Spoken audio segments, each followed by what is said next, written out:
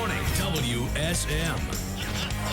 This is Coffee, Country, and Cody. Hey, welcome to our newly renovated, still under construction, new place at the Acuff House. We're still in the Acuff House on the Grand Ole Opry Plaza, but redesigning things in studio here. And that's going to continue for a few days. So excuse the mess, if you will, for the television audience as you watch. Doesn't matter much to the radio folks, but it's great to have you. I'm Bill Cody. Of course, Charlie Matos is here. Amber Anderson is in for Kelly Sutton, who is with the Opry in London, getting ready for Friday's show at 1:30 Central Time. Annie Nyes, our studio director. Jeff Roberts, he's in master control. Rock solid Jeff Roberts. Mm-hmm. Yes. Keeps us all in line. Yeah, well, he already has. Charlie's monitor went completely dark out of nowhere earlier, and Jeff did the heroic thing. He plugged it in. Touched the HDMI cord. He turned it off and turned it back on. There we go. He didn't even do Control-Alt-Delete, No. which is always my go-to. So let's get an update from you, Amber Anderson, on what you're working on here a little bit. And then John Christ is going to join us from the Assembly Food Hall stage. Baby mania over here. Mm-hmm. I mean, we have all the baby news, which makes me so excited. Luke Combs and his wife are expecting baby number 3. So we're going to talk all about that. And there's really, really sweet announcements, as well as Scotty and Gabi McCreary have welcomed their second son. So lots of congratulations in order for our Opry member guys with their babies being coming into the world. And also we've got Riley Green, who has a new feat he can add to his list, and that is making the poll for sexiest man alive. Is John Christ on that list? I didn't see his name, but we can go back and look. Yeah. John Christ, Amber's going to throw down a challenge about Fort Walton Beach, her hometown, which he dissed recently and had forgotten how funny it was. But your mama jumped in on it, too. The good thing is that we all saw that and laughed about it. Because, being from the Panhandle of Florida, he does a lot of comedy in, the 30A area, and he just makes this comment about Fort Walton Beach, and he's like, ooh. I was like, I will not stand for that. Nobody's going to Fort Walton Beach. Are you kidding me? From WSM Radio, this is Coffee, Country, and Cody. Please welcome to the Assembly Food Hall stage, CMA, ACM, Grammy-nominated songwriter and longtime friend, and now author. What are you doing in your spare time? We have a hobby? Trying to come up with song ideas. You're not playing croquet. You're not doing darts. You're not. No. I just celebrated my 30th anniversary with Curb Word Publishing. Wow. And who signed you? Well, you mean the actual person? Yeah. Oh, a guy named Jimmy Metz.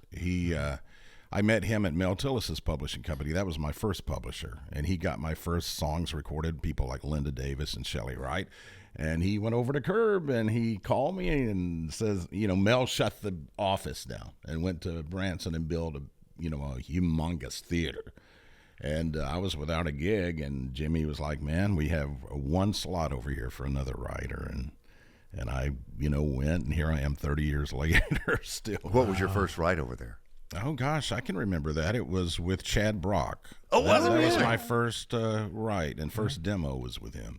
Huh. Was it yes? No, it was no. Yeah, yes would have been the better answer. It really would have been. So I'm kind of curious, in 3+ decades, technology has changed a bit. So, I mean, if you're going to write back in the day, you had a pencil and a notepad or a typewriter. How do you like to write? Are you still old school? I still love to write. Bill Anderson and I write a lot together, and he's always bringing in the pad and the pen. And I try to do that a lot, but boy, it's easy to grab this cell phone and use the notebook. Well, it does make the immediate idea capturable so you don't forget it, right? Because if you're driving, it's not like you can't write it. So well, that's true. And also, if a song gets cut or it becomes a hit, it's cool though to have that original lyric. Yeah. Well, you say in your book, which is available, and you can share availability of where you want people to get it, but I've lived country music. Where can they get it where you make the most money? Well, you can go to my website, BobbyTomberlinmusic.com, and for a signed copy. And then, of course, it's on Amazon and other outlets. You say, this is in the forward, that I wrote most of this book in the house that built me in my hometown of Luverne, Alabama.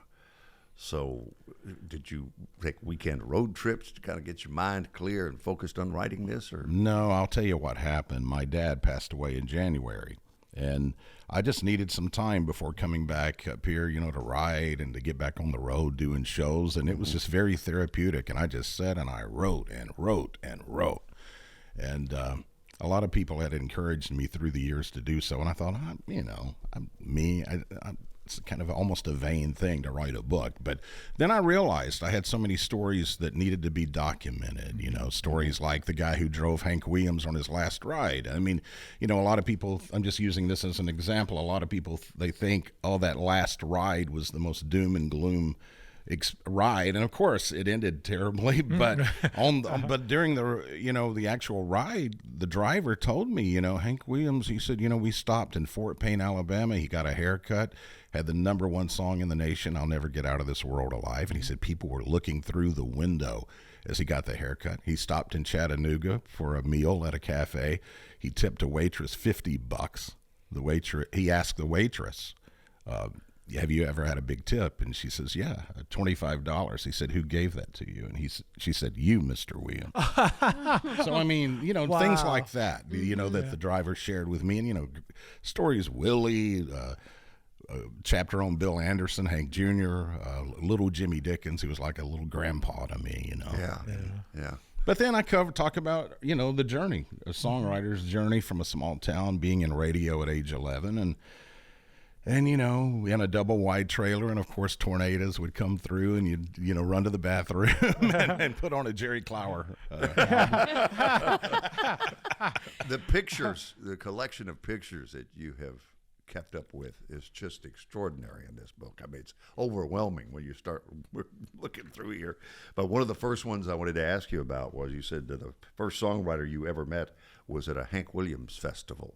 Jim Owens. Yeah, Jim O, who wrote Louisiana Woman, Mississippi Man, and I was just a kid. There's a picture of me, and I just found that picture. I had forgotten about it. I found it earlier in the year, and someone captured that picture, and I remember telling him, man, I want to go to Nashville, and he says, you can do it, And So how old would you have been? I would have probably been 7 or 8 at that time. That's so cool. So tell me about the Chevrolet dealership in your hometown where Hank Williams played back then. Oh, wow. There's a picture of that in the showroom. Yeah, now I can get my oil changed in that very space where Hank and Audrey Williams stood. But now it's a garage. Oh. Stevens Garage is the name of it, a little locally owned place. But it was once a Chevy dealership, and Hank Williams and Audrey and some of the Drifting Cowboys played at the grand opening, and this was exactly a year before his first hit. But in that picture, there's over like 200 people gathered around like he was already a superstar. Wow. And he was a radio star down there in Alabama, so he was known. You were talking about the ride. I mean, unbelievable part of that whole story is the man was 29 years old. I know. And somewhere right now, multiple somewheres, somebody is cutting a Hank Williams song. I know. It is unbelievable to think that. What is the key to what he did as a songwriter, successful songwriter? That's a great question. But you know what? I think it was just writing from the heart. Songs like I Can't Help It If I'm Still in Love with You, I'm So Lonesome I Could Cry. I mean, they'll live forever. That's timeless. Yeah. That's universal. Yeah. I remember in studio once, Jimmy C. Newman was talking about Tom T. Hall and his love of him as a songwriter. And he said, I used to walk up and down Music Row telling everybody what a great songwriter Tom T. Hall was. And then he wrote Harper Valley PTA, and people would be telling me what a great songwriter Tom T. Hall was, right? Absolutely. So what song was it for you that suddenly everybody realized, oh, this Bobby Tomberlin's a pretty good songwriter? Because there's usually one where it changes everything for you. Well, Mel Tillis, he just recognized some of my early works, and I don't know that I could name one that changed everything as far as me being accepted, but he just loved what I did, and he signed me to my first publishing deal. Yeah. And paid me $100 a week to write songs. Woo! And I worked at Kroger grocery store at night and checked out Conway Twitty, Diamond Rio, Brooks and Dunn, Patty Loveless. Patty Loveless would always say, "Have you anything going on?" And I wanted to say, cut one of my songs. You slipped the lyrics. You could help me here. And she was sewing. You know what, though? She was like having huge hits at the time. and for her to even care, Yeah. that was huge encouragement. But she knew what it was like to be you. Yes. You slip lyrics in the grocery bag. Yeah. Here's so the you demo. know. Yeah. What's the craziest place somebody's tried to slip you a lyric?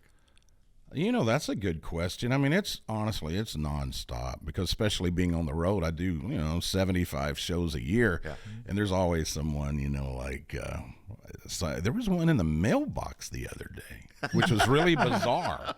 I mean, someone literally, I guess, found, where I live and put a... I used to work for Shane McAnally. Oh, People okay. would put things in his mailbox, and I'm like, how did they know? Demos, lyrics.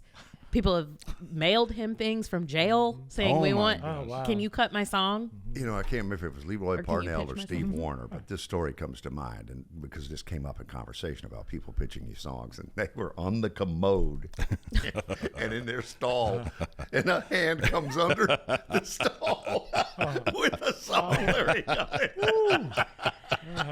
Wrong place, my wrong God. time. Yeah, that is working the room right there. That is funny. All right, so tell me about this first song we're going to play. I've lived country music, which obviously at some point, which came first, the book Yeah, title or no, the the song did, and I'll tell you really quickly how that came about. Loretta Lynn called me. It was maybe the last year that she did her 4th of July show up at her ranch in Hurricane Mills, and the night before, she and her friend Rosie Hamilton reached out to me and asked, I'd written a song with Loretta at that point, but she asked if I would want to come up and sing one of those Conway Loretta duets, and I'm like, yeah, and and there we are singing a song I had observed she and Conway Twitty perform when I was a kid in Montgomery. And the next morning I saw a video of the performance, I saw pictures, and I'm like, how in the world does that happen? I mean, that's one of those moments. I'm with Loretta Lynn singing, and then I started thinking about, through the years, writing with Phil Everly, the Everly Brothers, or Whispering Bill, or shaking hands with Johnny Cash, and I just realized how blessed I was, and how I didn't really. I mean, sure, I chased my dream, but so many of these relationships, I didn't target these people. It just happened naturally. Yeah. And it's been such a blessing. And that song, I wrote the song in 20 minutes because it's true. It's all true. How long did it take to write the book? Oh, much longer. I've almost ruined my eyesight being up at 4 o'clock in the morning. Bobby Tomberlin is here on Coffee Country and Cody with his new book, I've Lived Country Music, and we're going to play that song as well. And he continues with us on the Assembly Food Hall stage. Good morning. This is Coffee, Country, and Cody. And this is I've Lived Country Music, the song you heard a little bit earlier, the book available at BobbyTomberlinMusic.com. He's our special in-studio guest this morning, catching up on the book. And who at age 11 was your first interview, celebrity interview? The first interview was Fair and Young. Oh, that's a great place to start. Mr. Personality, baby. Yeah. Yeah, Daryl McCall said when he's in the band, he'd get up here and he said he'd get in the grape and he thought he was Dean Martin. He said he'd walk out in the crowd. He said one night, he said, if he walks out there, because they kind of had a runway, he said, if he walks out there, let's just all unplug and walk out there with him. And so sure enough, he starts strolling down the runway, and they unplug, and they said, no, we're coming with you, Sheriff. What do you remember about that? Oh, he didn't say any ugly words, so I mean. Are you sure it was Farron? Yeah. No, it was a great interview. I will never forget. Actually, the very same day, Jeannie C. Riley also phone-in interviews. Yeah, right. But no, it was good. It was good. Your girlfriend, Tess Frizzell. Yes. You have to share the story of the caption on the photo says, this photo was taken before we knew we were at the wrong wedding. Oh my gosh! So whose wedding were you supposed to be We were at? supposed to be at her cousin's, and we had to go to this hotel, catch a shuttle, and they were going to take us out in the middle of just nowhere at this beautiful setting. Well, we get there, we're running late, and there's the shuttle about to leave, and we're like, hold on. We get on the shuttle, and I'm like, man, this is kind of weird. And she was like, I don't recognize anyone, but we get there, and then she was like, God, none of my family's here. What's the deal? Like my, Uncle Dale, and then we like actually, bring a gift, drop it at the little welcome table, and it's a picture of her grandmother Dottie West holding her cousin that's getting married. And then we go and we sat down, and she's like, I just can't believe where's my family? I mean, and then I'm like, ask the person sitting next to you who's getting married. Whose wedding is this? And we were at the wrong wedding. So literally they're about to march down the aisle, and I just run out of the room, Were they multiple at this same venue? No. It was like, a whole. They'd taken us to the wrong venue. We got on the wrong shuttle, but they didn't have the name on the shuttle, and we didn't realize there were two different weddings taking place and two different shuttles, and so I have to go actually and take the gift back too. Walk in, and Excuse me. Sorry. It was a sitcom. When I got your book and you sent it to me at the house. And I like to get a new book, and just open, see what page it opens to, particularly these kind of autobiographically. Right. And it opened at chapter 14, Bocephus. Oh, yeah. Where you say, the first concert I ever attended was Hank Williams Jr. Give us the backstory. This was after the mountain fall? It was the second show that he did after the mountain fall.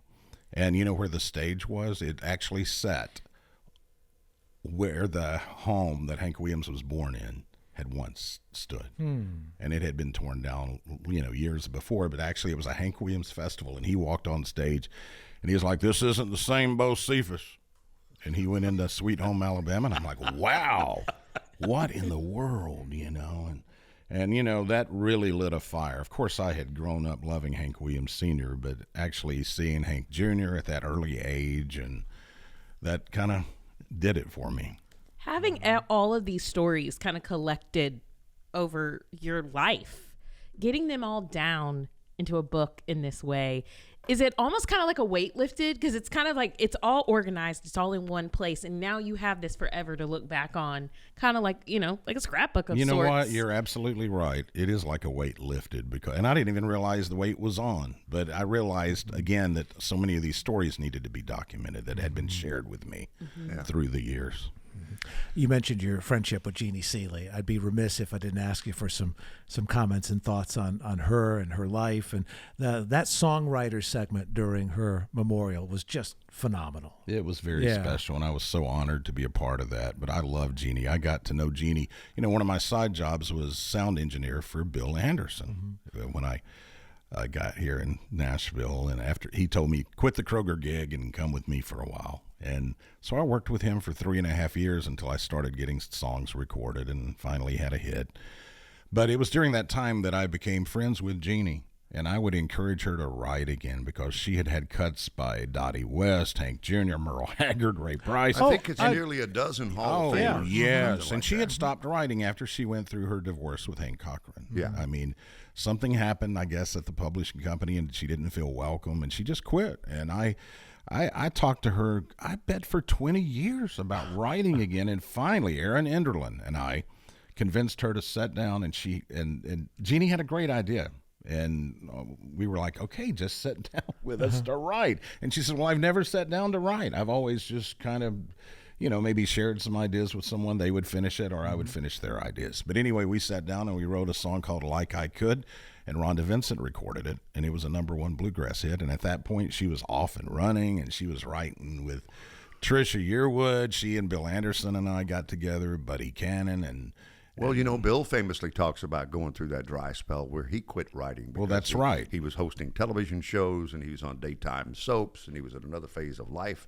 And that first co-write when he got back together was with Vince Gill. Vince Gill. Which bridge to cross, which bridge That's to right. And then he hasn't stopped yet. No. I mean, he and I just got You said you write every couple of weeks? We write often, yeah. Usually like every 2 weeks. And we just got a song recorded by Willie Nelson for Willie's upcoming Christmas record. Good for you. And Asleep at the Wheel just recorded a song Bill and I wrote. So, and that's the coolest thing for me. Someone that I grew up loving, respecting, and learning from, and now I'm sharing some success with. And I love that 86 or 87, he still gets excited about things. I remember the morning he came in and he goes, "We can't talk about this, but I think I have a Barbara Streisand cut." That's right. You know, and I'm like, "Wow, that is so That's cool." right. Oh, he gets so excited, and we share phone calls constantly. Like, "Hey, have you heard any news on the Willie cut?" Or, you know. So, chapter 5. Let's close there. One More Day. Well, that song, it's like a miracle that it, was even released, because the record company had merged with another company, and at one point it looked like the album was just going to be put in a vault. And I'll never forget Diamond Rio. They were, doing songs from their new record during their show, and they weren't even doing this song. And Joe Galante went to a meeting in Los Angeles where he was playing new music from artists on the label, and he had played several songs and not a lot of response. And there was a lady there, and I've never been able to find out who she is or was. And I think it was an angel, maybe. She literally had heard One More Day and sent a note to Joe Galante right then and there and said, "Play One More Day," and he played it. The people stood up in the room and applauded, and he called back to Nashville and says, "That's going to be the next single." Man, and you were kind of homesick and lonely, thinking about friends you'd lost. Absolutely. At your place in Brentwood at the time. I think. That's right. Yeah, that's right. But we knew we had something special. The first verse kind of just fell out for me, and then I was writing with my dear friend Stephen Dale Jones the next day, and he totally connected with the idea, and we finished it. But we never had a clue that it would do what it did. And to this day, I mean, there's not a week that goes by that I don't hear from someone saying that they've used it for a memorial or it's helped them heal. And it was just a gift from God. It's your go rest high. It relates to Vince I've Gill. sang it at so many memorials. I It's can only unbelievable. But again, that's one of those I always say. I was just holding the pen. It was a gift. Well, keep holding it. And we're celebrating the 25th anniversary of it. Actually, Diamond Rio and my co-writer and I were getting together tomorrow to do an interview with Billboard and do some videos and man. Well, as I said, keep holding that pen, doing what you do. Thanks for coming to see us. Well, you don't know how much I appreciate it. This is, to me, the ultimate when it comes to radio, because I grew up listening. I had that little AM radio, and I'd turn it upside down trying to get that signal. So this is a big deal to me. As it is to us. I've lived country music, the book, the song, and of course. From WSM Radio, this is Coffee, Country, and Cody. So Amber Anderson in for Kelly Sutton all week long, as Kelly is in London with the Opry at Royal Albert Hall. That's 1:30 on Friday, local time, Central Time. We learned earlier with Baby Alert that in your other lifetime you wanted to be an OBGYN. I did. And you have missed your mark. You could still, it's not too late. We could get you in at Vanderbilt. And you could good. You could be the celebrity baby doctor. I think I'm good. Okay. I wanted to deliver babies. Oh, I got to see my cousin, my second cousin, be born when I was like in the 6th grade. Right. And I was like, I want to be a baby doctor. Wow. But I didn't understand the whole, like all the things you have to do and be on call, and then you have to be a gynecologist. You have to do all these things. Well, I saw Jackson born, and I thought, let's never do this again. Once is more than enough for cool. this. I'm thinking your clients would include Thomas Rhett, Jordan Davis, And we had, and we also had Jeff say Walker Hayes. He's got yeah. 6. Oh, so we he's didn't got a put bunch. him in the Yeah. original, Yeah. But we're still collecting country music babies around here. Luke and Nicole Combs are expecting baby number 3. They made the announcement yesterday on Instagram with a sweet video set to Luke's song Days Like These that included their 2 boys, Bo and Tex. So sweet. They put their hands up in celebration when they saw the sonogram. So sweet. And Luke is actually in London, obviously, for the Opry 100 show. Right. And Nicole shared a screenshot of a text message thread between her and Luke's manager that said basically Luke was on stage performing Days Like These when she posted the announcement. And if that's not perfect, that's just like the most perfect full circle moment. And particularly for the songwriting side of Luke Combs. beyond the artist Absolutely. side, yeah. Absolutely. That song's going to carry so much meaning, which I love. And We also have to congratulate Scotty and Gabi McCreary. They have welcomed their second son into their family. Also announced on Instagram, the post said, Oliver Cook McCreary joined our family on September 18th. Can't imagine life without him. We love him so very much. And in confusion of the berry part, we didn't know what that meant. But basically it means they went to Bojangles a whole lot, and Avery wanted to name the baby Bo Berry. If that's not perfect and so sweet. And look at that picture of Gabi. The woman just had a baby. Know.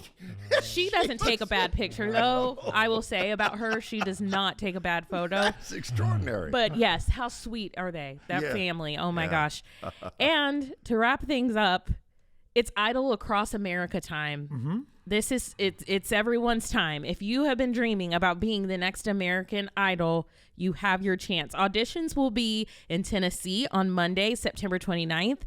And we have to clarify because Tennessee is included in this, but the auditions are now virtual through Zoom, which again, logistically makes so much more sense. It feels like producers can really give people reactions in real time, face to face on Zoom. So I love that they're doing this. This is the 6th year in a row that Idol Across America has provided these virtual audition days. And so what cover song do you do for your audition for American Idol? Ooh, that is a good question. I mean, I feel like it would have to be maybe like Crazy Patsy Cline or something old school. How about you, Charlie?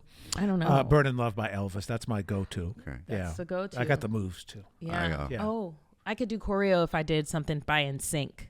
I still know NSYNC choreography very from nice. my teen years. I'm thinking my alter ego will be Leon Redbone II. Okay. Shine on harvest moon. So what you're saying is go you into- want me to go to americanidol.com/auditions and sign you up? Yes. Okay. We could just pull this tape and send it. I mean, it's I'm already here done. I for mean, it. I don't know how you improve on what we've done. We're going to do this with the People KFC. Champagne Charlie is my name. Coffee, Country, and Cody. All in, all done. Next stop, Thursday's show. See you then.